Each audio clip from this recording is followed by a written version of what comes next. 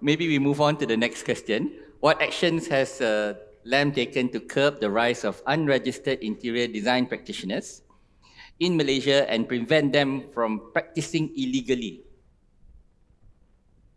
Perhaps Datuk President can respond to this. I And probably actually, can share I- some success stories. yeah.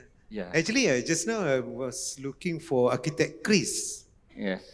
Never. He's the chair for surveillance. Oh, so he missed the 10.3 also, isn't it? Okay. Okay, never mind. Yeah. You have anything? It's okay. Okay. Dr. Professor. I For support. information, just to answer the question, we have done quite numbers of actions we have taken up because lately, as we are aware, I think this is quite alarming. Issues pertaining to illegal practices, especially to interior designers. We can find abundance of them trying to, go through other way of making business. And some of them even from other countries as well. We have taken several measures, of course, to certain degree to issue notice for the company to close down. But as we know, Malaysia is one good place for business to grow, especially for IDs. Because the ignorance, I would say the ignorance of public still there. So we, apart from penalizing the illegal practices, we have to identify, and right now we are trying to identify how to bring them in. Rather than we penalize them, bring them in together and let them be legal. And as what interior designer Shafina mentioned just now, the numbers is still quite low. So let's do the other way around. Rather than keep on being policemen all the time, you want to be policemen. So let's be a bit generous, a bit gentle. Call them in. So you want to say anything on the ID? Probably a little bit, yeah. Yes. Yeah, I think it's a good policy to be more inclusive because that way, we are more developing the industry rather than always about punishing. But I think in another end, we should be seeing a little bit more enforcement, especially towards those who has no background at all in interior design, that is practicing or they're claiming that they are Pure interior scammer designer. lah. Yeah. So either scammer or a contractor that claims that they provide professional services. TikToker. Yeah. So I think some of us felt that being registered is makes ourselves more fragile, more vulnerable to being taken action than those who are not. So that's the sentiment out there. So which I don't think is right. But I think it's good that some sort of like a case that we could, we can make it an example. Okay. Just to add to that again, Katie, I'm not so sure. Katie, right? Rest assured, one of the main reason for me and the team to get architect Chris Yap to lead our surveillance. I was about to add a few things, Dato', because Chris Yap is my chairman. I'm the co-chair. Oh, yeah. So I forgot what. Okay, please respond to that. Because why I believe the committee has done a lot. Yes. So Sally, please respond to that. Yeah. So with regards to interior designers, there's a lot of action being taken.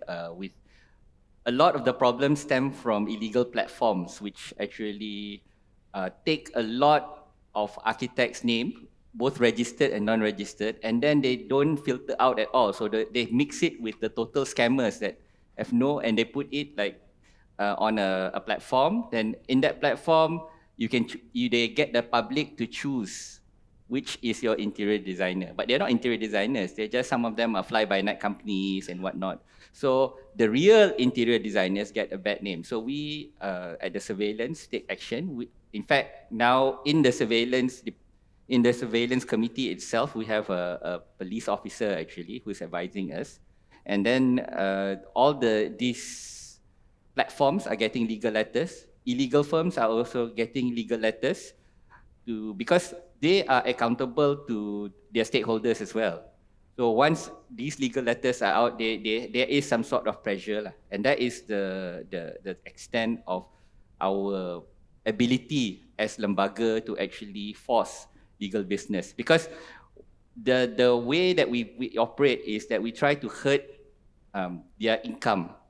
All these platforms, they earn a lot of income from public.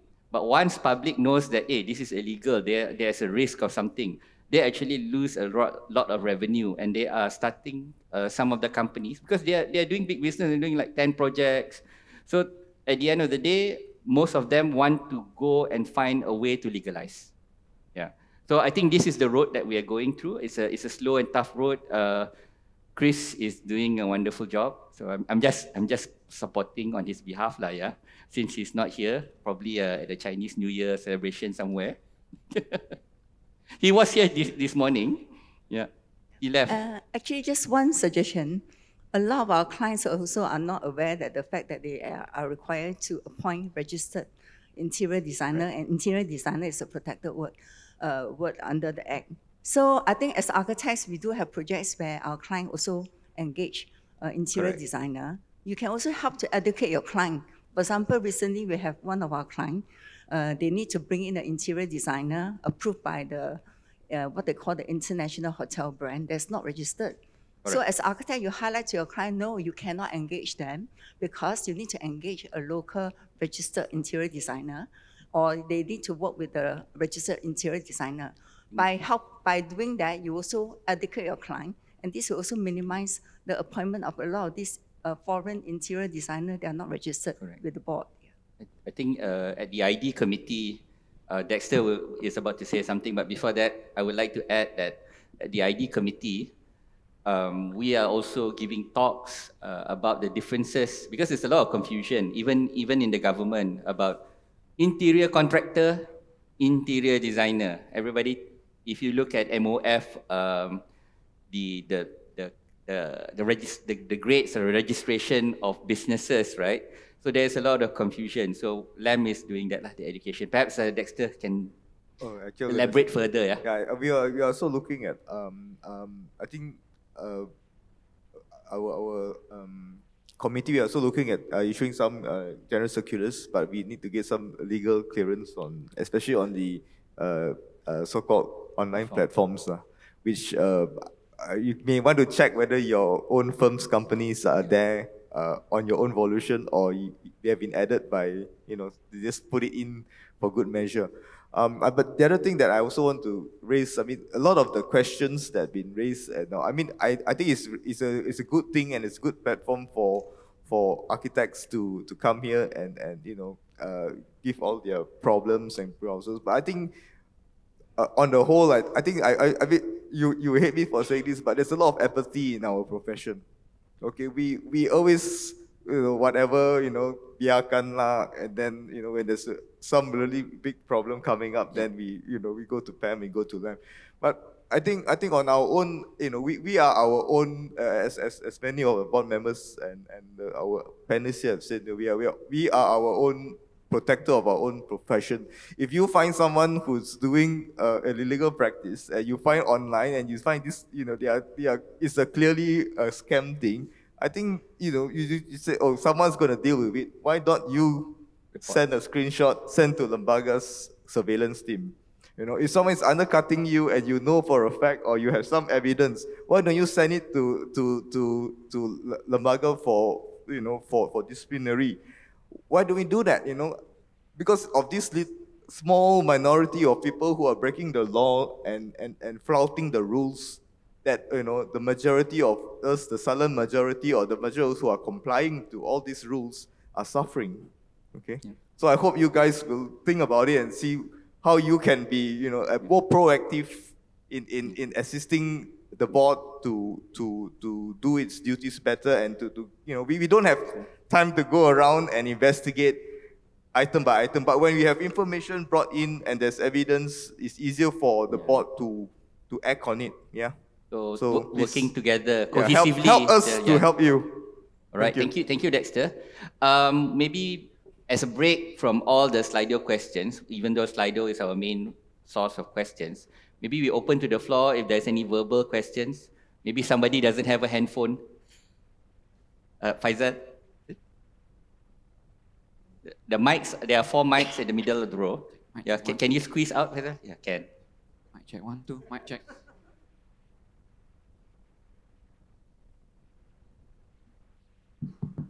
With Yeah, regards to illegal practice, I think for ID is a major issue. I think there's also issue for architects as well.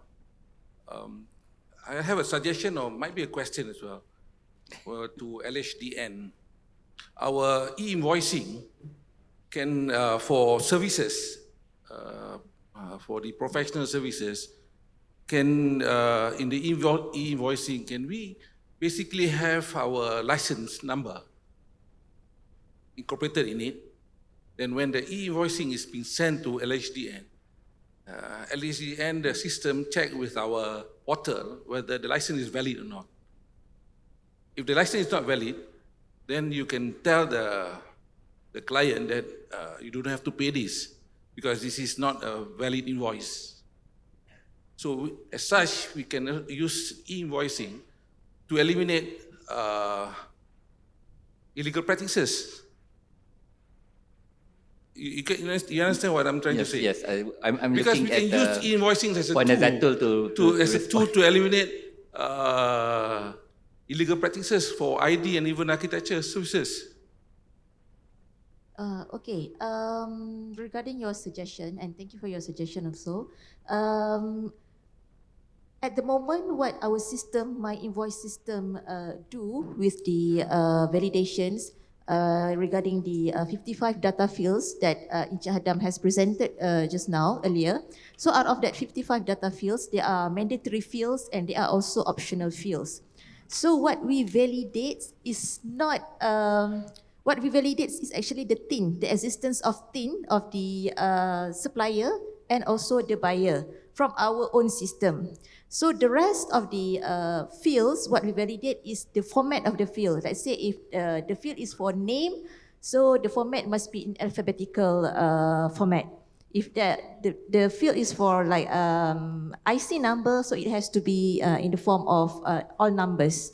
So for your suggestion, we don't have any integration or API with any system that a taxpayer has. Let's say if LAM has a specific platform or system that architects have to use to submit their invoice, then maybe LAM itself, the system itself can validate the existence of the registration number instead of through our system. So that is my suggestion. If you guys do have a specific platform, let's say you have to log into that platform before you can submit invoices to us, then that platform itself can validate the existence, the validity of your registration number. That's the future of LAM boss lah. Because even if you use the LAM boss system now, you will find that if you are not registered, it won't let you in. So it only responds to registered architects. Yeah, and future registered interior designers can be done. So LHN really supports that effort. So we look forward to it. Okay? Yes, thank you so much. And we had another gentleman just now who was standing. A few. Okay, we please state your name and where you're from so that for our records. Assalamualaikum. Waalaikumsalam. And good afternoon.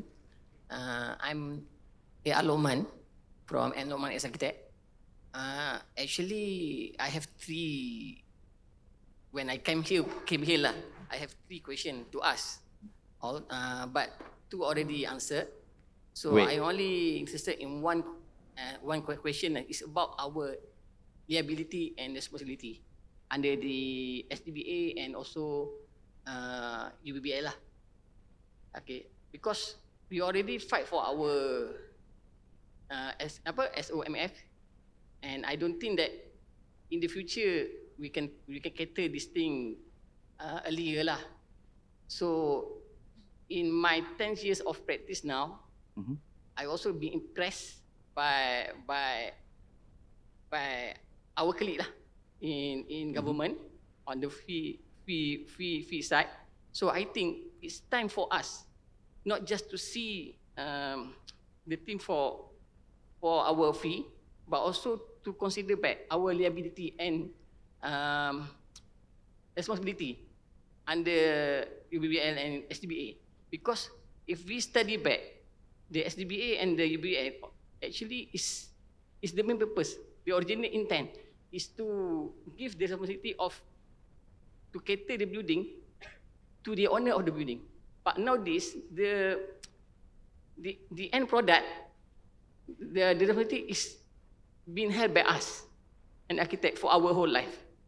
So as the BK already made a new approach that each building in the BKL must be renewed the safety of the building every 10 years. Why don't we also study back our responsibility to be limited to that period of time? So Okay. after 10 years, a new thing we take over. Alright. We take cover back the responsibility. Okay, thank you, Lokman. So what I infer from this is that it's about liability under the UBBL and HDA, that we want to limit our liability. Maybe the panel can give an I think maybe a lot of you will be aware of the statute of limitation.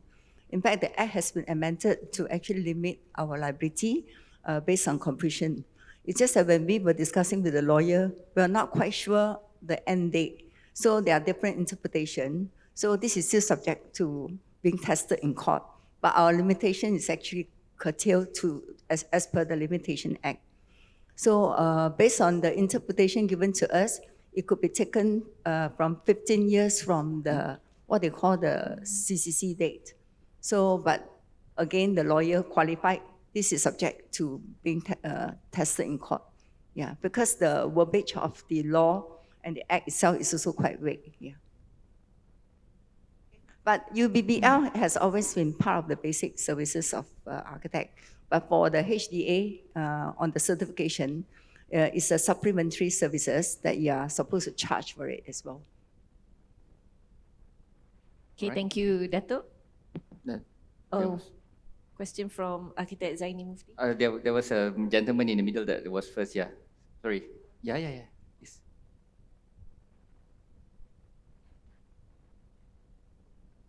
Hi, my name is Wai Kiong. I just like to say thank you to the board. I think this town hall is a great initiative. And I'll tell you why. I've been practicing for 40 years. And I'm not sure whether Lembaga is a friend or foe. All right? Because on one hand, it's supposed to protect us. On the other hand, it's a disciplinary body.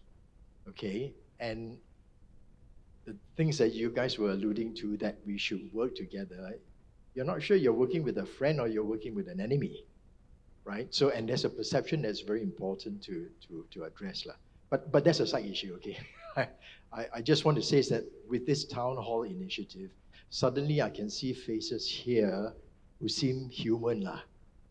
Okay? So I think it's a great start, and I think continuing this is a great step forward to bridge that gap. All right? And for someone who's practiced so many years as well, this is the first time I'm seeing it. Okay? But really, I wanted to come to talk about some of the conflicts that we were facing as a profession. The e-invoicing is a great idea, but I think Malaysians are generally very creative, and rules are meant to be broken in this country, right? Speeding, the power of the hand, bikes going up the wrong way, we just don't follow rules. So if you expect the e-invoicing to solve our problems of not complying to the minimum fees, I think you've got another thing coming, to be very honest and to be very candid. Because you know the human mind, and Malaysians being so creative, they find all sorts of ways to overcome it. So I think the solution is not in there. I think the solution is, if you look at it, when you want to implement a minimum fee, it needs two hands. it is the service provider and it is the end user. All right? And you need that agreement. You can try and enforce anything, but as long as the other hand refuses to clap with you, that's the end of the story, right? So one of the things I'm thinking of is Lembaga as a body, a professional body that represents us, should actually be engaging with the industrial partners on the other side. You know, that they commit to the minimum fees, and from there, everything else can happen. Because right now, as we were talking about it, I think one of the questions was, even some of the biggest firms are charging lower fees, and no one blinked an eye. I didn't hear any surprise or horror, you know, and that's the reality that we are facing. Yeah, and then the question that comes on to that is, are architects actually divided? Right? We sit here and talk about camaraderie and brotherhood, but there is kind of like, you know, the young ones against the well-established ones. Maybe the better off ones that can afford not to charge a higher fee and the rest of it, and so on and so forth. And I'm not saying yes or no, but essentially this is the conflict that you see even within our own profession, right? So then the thing that comes to my mind is, are we actually educating ourselves in the right way? Are we seeing each other as competitors, or do we see each other as comrades in arms? Because if you see each other as comrades in arms, you be acting on each other's behalf. But if I see you as a competitor, you'll be trying to undercut each other. You know, and that's an educational issue. It's not. It's a not culture just issue. an industrial issue per se, yeah. And I think to end it all, you know, our part 3 examinations, we've got such low passing rate. So by implication, these are the best of our architects, right? 200 people, maybe 20 pass. Those are the best. And the best cannot hold on to your fees, you know. Think about that for a minute. So is there something that we are not addressing in the education system? And probably my, what do you call it? My bias maybe is that maybe architects are just not educated in the area of the business of architecture. You go and learn to design, you talk about UBPL. Since when did any one of you talk about running a business? You know, that when you get to a certain stage, you claim your fee, and if it doesn't happen, what will you do? In the process of maintaining your minimum fees, how do you negotiate that? In a sea of sharks, right? And we know that these businessmen are absolutely incredible.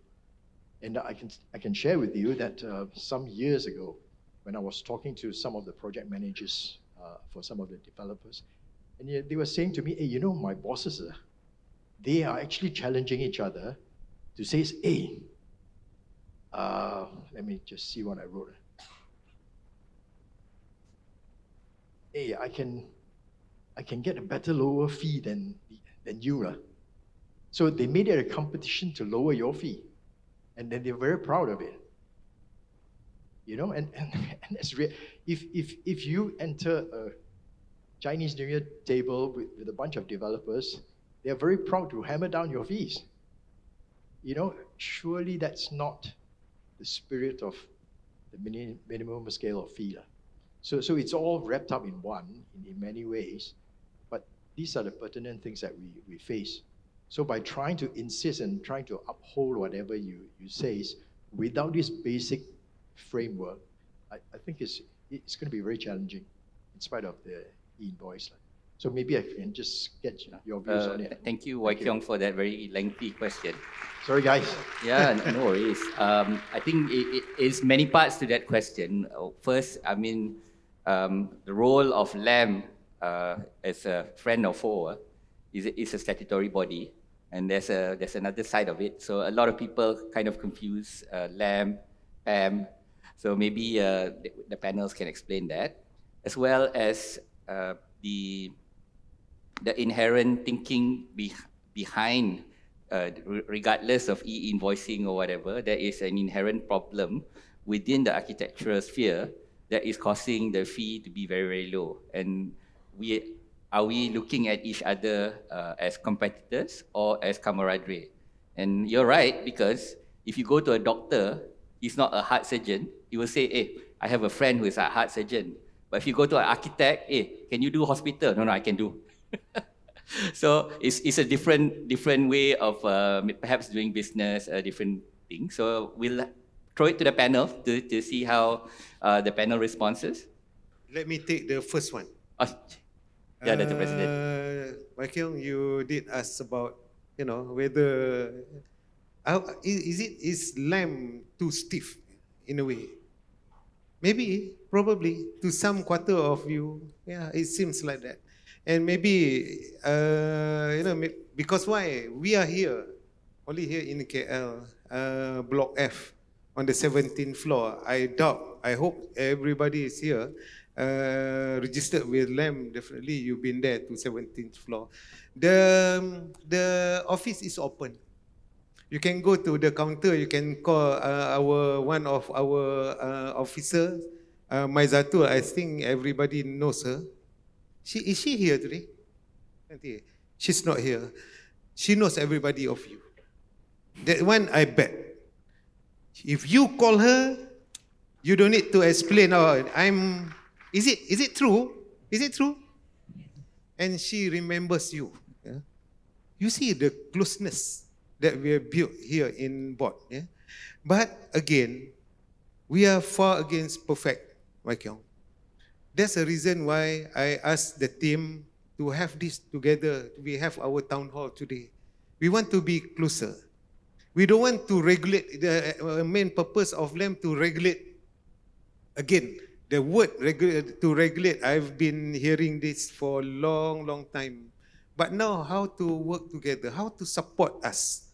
You tell me, or you tell us, what you have in mind for us to enable us to help. Or maybe, as you mentioned also, we have our disciplinary. Because why? Just to ensure the Architects Act 1967 being held according to what we are supposed to do. And believe me, some of us maybe, we are quite unlucky also, because why? Suppose I wanted Datuk Pei Ing to present the numbers of the cases, yeah? Then only you realize, are we truly, how do I say that, the word professional, and we know what we should do and we shouldn't do? And the cases coming to board, there's plenty of that. Yeah? Make us so busy just to tackle that. But anyway, I just take note of that. Where we are heading, Michael. I want both of two of us, or even everybody of us. So let's move together. We are having like next program. We can't call everybody in Malaysia to be together with us, but at least disseminate the information that board of architects. We want your help, and we want to be friends, not only to look for the mistakes, look for the cases and so on. Yeah, Doc, you want to continue for the boss, LAM boss just now? Is it the second one, Sally? No. I think it's something that we don't really want to hear, but the board actually some years ago did a workshop on what are the fees being charged in our region. Okay, and I saw there's one question asking us why we haven't revised our fees up. There was a period of time in 2012 where it was not right to even have a scale or minimum fees. Singapore lost theirs because they wanted to join this world economic community. But thank God for Donald Trump. Now everyone looks after themselves, so we don't care about all this, opening up the borders anymore. But if the workshop that we did under LAM, some of you I know practice overseas also. You'll be shocked at the fees that are prescribed in those countries. That means their scale or minimum fees, and then as well as that, what the market rate that they're getting. I've been operating in Vietnam for almost 20 years. I'm shutting down because Malaysia is still the best. it's dog eat dog out there. And while we still got our fees, we need to comply lah. We need to really be blessed by this mighty country. And as long as it's in the law, we got to enforce it. And it starts from government. I remember we met with our YB minister and we brought this up to him. And he comes from Sarawak. I think, Peng, you were there, right? Yeah. He said he was quite surprised that we were struggling with fees, minimum scale of fees. He said, don't you all have a minimum scale of fees? He's a lawyer. Then we said, yeah, but people are undercutting it. Oh, why do you all do that? He said, we give you the law. Why do you all do that? I mean, none of us can answer. And he went on to even chuchok us more. He said, oh, all his architect friends in Sarawak all seems to be very happy and doing very well. So they must be charging scale fees. And they don't let us go and practice there. I think if they can do it there, or what the minister implied that they were doing there, I think we should have a bit of backbone. I know camaraderie is a very tough thing, because as a professional, you're all professionals. We always work in a group, talk in a group, support code and ethics as a group. But it's also a very funny profession when you get hauled up for disciplinary action. It's the most lonely place to be, because I think, you know, it's a very tough profession. Some of you all have appeared before DC before, and you know that you're standing on your own integrity. You cannot lean on your firm's integrity or your partner's integrity or your parents' good name. You stand there by yourself. So in some sense, this profession is quite unique. We are a band of brothers, but we all have really individualistic skills. And maybe that's something that we should try to think through how it works. And you know, survival. Your firm, you got 50 people and you haven't picked up a job for 6 months. And this guy tells you, you want it or don't not. Chances are, to survive, you will take it. And that's the reality on the road. Now, it's, you know, to say right or wrong is, it's very hard to cast the first stone. I like it when, you know, the Bible story about the woman caught in adultery, just quoting a Bible story. And they all wanted to stone her to death. And then Jesus said, let him who has not sinned cast the first stone.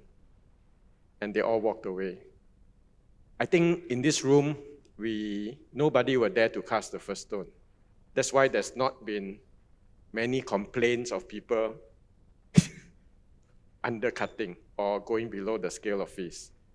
At some point in time, as an individual professional, we have had to make decisions that none of us are proud of, but we had to do it.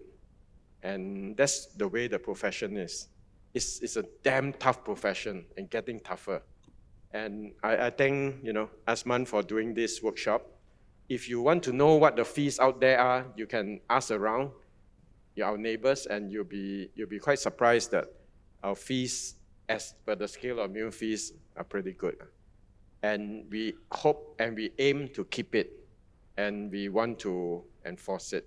So let's work together as a group and strategize how we can go. I think the way forward is compliance.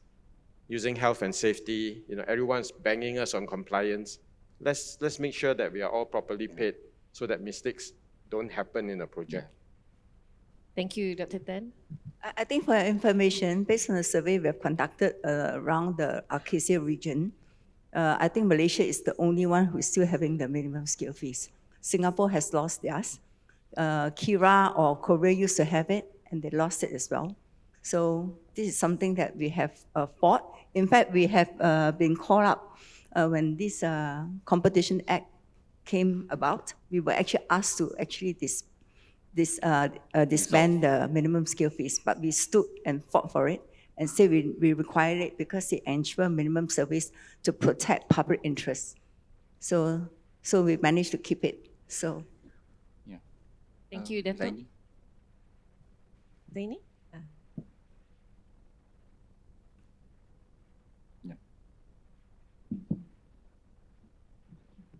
Selamat petang. I'm Zaini Mufti. So I think I want to bring up three items lah. So satunya maybe Dato' Azman dah cakap, it's about time the government have to honor SOMF lah, hopefully. Yeah. So mungkin benda ni a bit sensitive, a lot of people tak boleh nak bring up.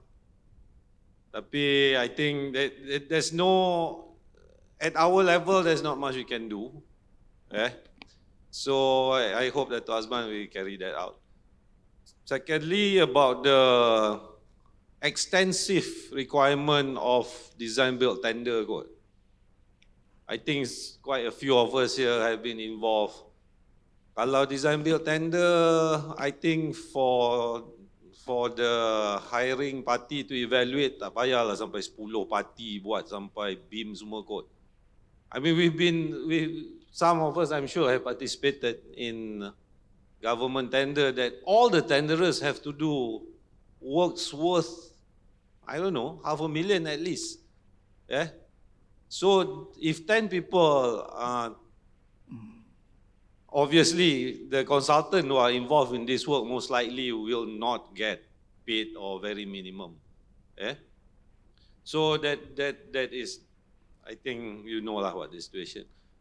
But the third thing I want to bring up, but the moment I came back, I hear our friend also say the same thing. But about these fees, that obviously there's two parties. Kita yang providing service ni, of course, we always feel we deserve more, we deserve SOMF and all that. But the paying party tu obviously try to squeeze. I mean, maybe there are very few decent clients out there that will appreciate you or just like your face or kind of thing. Yeah.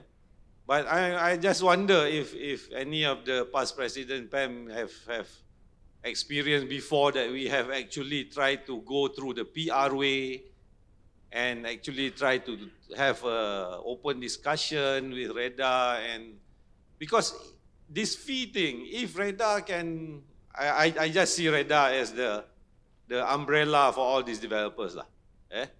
So if they can come up with a statement, not saying agree to full SOMF or whatever, some level lah, then I think at least it can be contained a bit. It is getting a bit out of hand lah. So I'm just wondering, maybe the past president can highlight to us if this has been done, or if not, maybe that's one way that we can try. Have an open discussion, do a detailed calculation with all these other costs now and all that. Try to justify that amount and see where we can meet. Halfway, three-quarter way, whatever way, that these ridiculous numbers cannot be sustained lah, for most of us.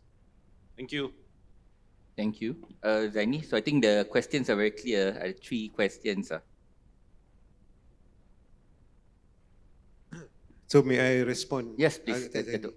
The first one, of course, I think just now also I mentioned about SOMF with regards to government project, and we are pursuing on that. And it has been triggered even to our KKR, KSU, and it's going to be one of the important agendas for us to pursue on. Yeah. The second one regarding tender for design and build, especially for, I would say, JKR projects. Let's go for JKR for example. Of course, those days, if you can recall, during open tender, what you call it, design and build tender, for submission, JKR requires for contractor and consultant to submit, for example, LOD 300 for BIM model, which I myself, during my tenure as a director for health branch, I contested. Because why? I'm aware that for consultants to prepare LOD 200 or even LOD 300, the charge will be quite amounting, up until even sometime up to 100K. Yeah? So I did post the issue, and finally government, even JKR agreed only to have statutory declaration for the successful tenderers going to submit with BIM model. So, however, this is the thing that I require to have during this town hall, Architect Zaini. For me to again come back with JKR, it's not necessary for me. I would agree with you to to put burden so much on the consultant and contractor, and don't spend too much during the tender process. Because why? The best thing is to engage the successful tenderer, then only you work in details. So I will bring this issue, of course. Yeah? But the third one, Sally, The third one is for the PAM presidents. Past presidents. The third one refers to our scale of fees. I remember even as early as the 80s and 90s, we did ask. We wanted to know the rationale for that fees, how it was structured, and why was it structured that way.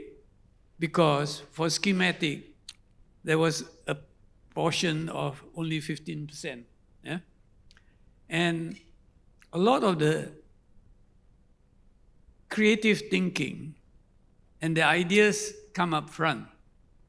By the time you prepare the conceptual plans, before you do your documentation, you've already got the entire building that you have been appointed to design. It's already completed. So theoretically, if you apply it in the total context of the project, you would have done almost 80% of the work. It's already in your mind and you are in control.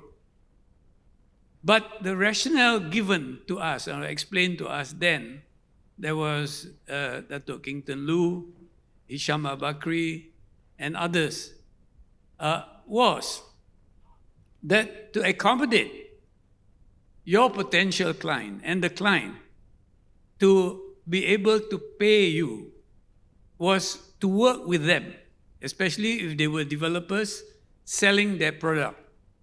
Housing, for example, because the housing delivery system then was you were selling, and in fact, we are still doing that,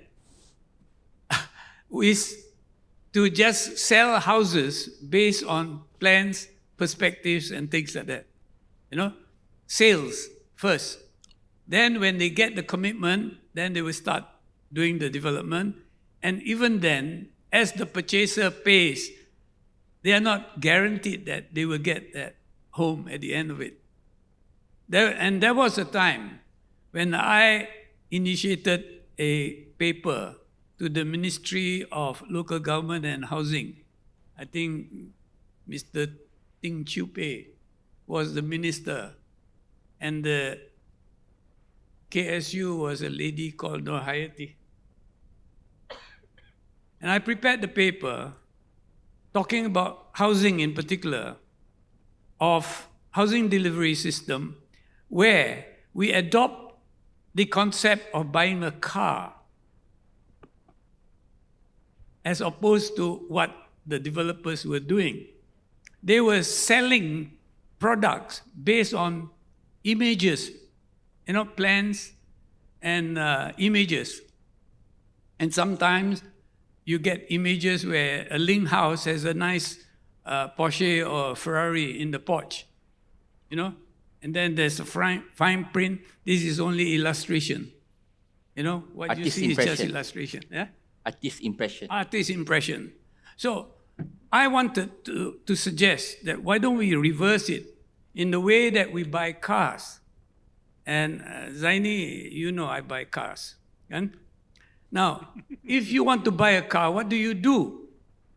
You go and read about the car from the brochure, then go to the showroom and say, can I test drive a car? That particular model. Then you take it out for a spin, and then you said, okay, I like it, and I want to buy it. So what's the term? You pay, what, 15%, 10%, 20% down payment, and the rest is end financing. and you get to use the car from the day one you get delivered, but not for housing. But then, now this is where I have to highlight this because this is a recurring nightmare in this country because of political interference. You know, like it or not, there's always political interference in the normal gestation of our life and changes things midway and things like that. So one of the caution that I was given by the KSU of Housing and Local Government, you cannot do this because the system works on the basis of developers just submitting plans with the minimum cost and then sell all this housing, and the banks are financing them. They get the money, and the purchasers are not sure even getting. And this is why we got a lot of abandoned projects then. Substandard works, and I think they were subjects of complaints to Lembaga, of malpractice and things like that. Over-certification by developers and all that, force upon the practicing architect who is struggling based on unit costs. There were architects who left their JKR job to start practice on the promise of a few hundred units, but in packages of 30 and 20 units all over the state. So this is the kind of thing that we have to review. In fact, to Zaini's third question, I would like to suggest if Lembaga and PAM and the practice committee to look into the value for money of the architect's contribution in servicing the client. Actually, we serve the client upfront. And there has been cases where your proposal that you have submitted to a particular client resurfaces in another architect's office, and they just twitch the design a little bit here and there, and that's no more yours. Copyright's gone. So this is the kind of thing, and most of the practitioners who suffered that kind of mishap or misdeeds will suffer in silence, including me. So, but I'm not going to make an issue about it because it doesn't affect me, because integrity is more important. And I've said this not only to crowds like this, but to students especially, that respect must be earned and not demanded. Yeah. Don't demand, I'm an architect, hey, respect me. No. You perform as an architect. And if you perform as an architect and you deliver the job, that particular project or that particular job will speak for you. And this is what I'm going to suggest to Adora. I know her father, her parents, So this is the kind of the challenge we have. So there is no harm and doesn't hurt for us to review the rationale for the apportionment of our fees from 15, 25, and then 25 and then 5%. It's crazy. Yeah. And you're not sure at the end of this whole exercise whether you're going to make any money. So this is why, this is another story for those who used to work with me. I see some of them just now at the Surau. I thought we are already like 10 minutes beyond the time of thing. So maybe I know that's what I'm trying to say here is this. Now you've disturbed my train of thought. Okay. Those working with you. No, those work with me. That's it. The business of architecture. Architecture is not a career where you have all this certificates here and there, in your office. But it is a business. That means for every dollar I spend on my staff, I must be able to earn 3. The first one goes to him. The second one goes to your overheads. The third one is your likely profit or earning. Or you have to absorb the loss, because when the project is lost and taken away by your own fellow architect, this is the point our friend was trying to raise. Comrade, mana? Dog eat dog, you know? And that's another expression. So if that is the thing, then the only way is to self-discipline. I remember having left and being harassed by some board members in a bank. I left, I said, look, there's nothing more I can say. You know, you all can decide. So when I left, one of the directors also left about the same time. And when he came to the lift lobby and got into the lift with me, his remark to me really surprised me, but because I don't know him at all. He says, Jida, you are professional. Speak your mind and tell them. And that's what we have to do. You know, this is why I've known Dr. Azman since when? Many years. Yeah? In the 90s. Now I'm happy that he is the president of LAM. Anyway, he was just a mere architect from JKR, assigned to a job. It just so happened that I was responsible for the job. So this is the kind of relationship we have, mutual respect, and you look after each other. You know, we have to look after each other.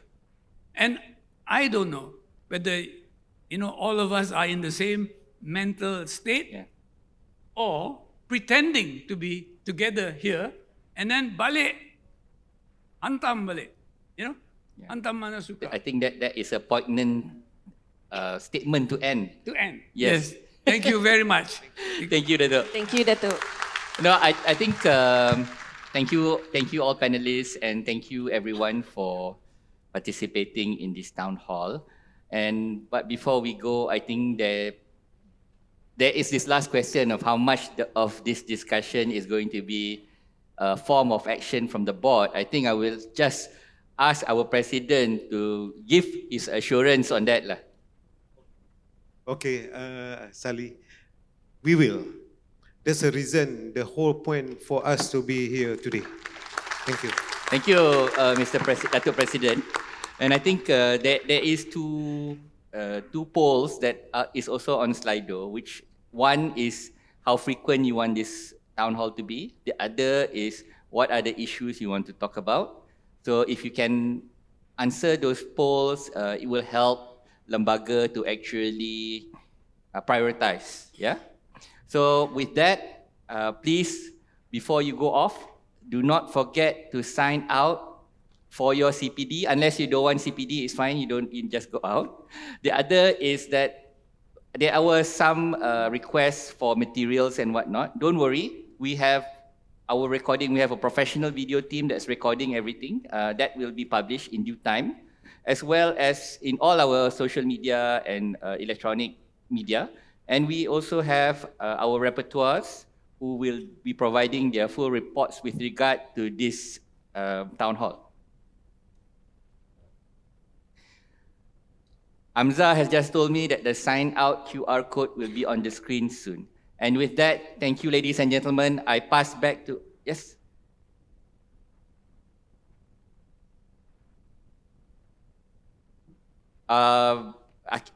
Architect Sophie has mentioned that some of the statistics, please don't post on social media. Yeah, thank you. So please see her for the reasoning and all that. I pass back to Architect Mustafa. Thank you. Thank you very much, Architect Salih Arisarkum, and also Architect Radayu Syarul Omar for a wonderful and very invigorating session. Don't you think so? 3.5 hours. You all stood there, not one row. So give them all a round of bigger applause. Before the panelists come down from the stage, I would like to invite Yang Berbahagia Dato' to actually personally give to each one of the panelists. And later, our dear registrar will give it to you. Okay? So I will say the name, and that person will just go to Dato, and cameraman will please be ready, okay? The first one, yang berbahagia, okay, Arkitek Hani Yuliati Mualasa will give the token of appreciation to Dato Muhammad Azman, IDR Muhammad Azman Hashim.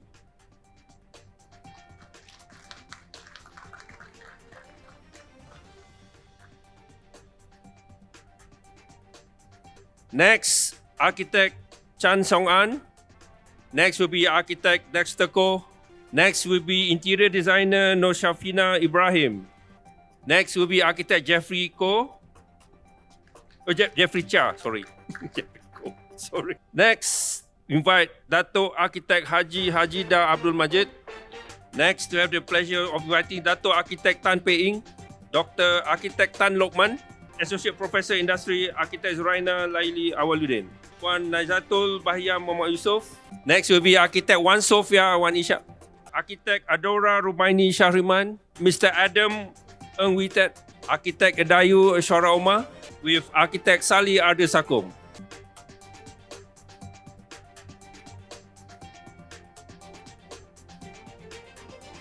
So there you have it, the panelists. Give them a round of applause again.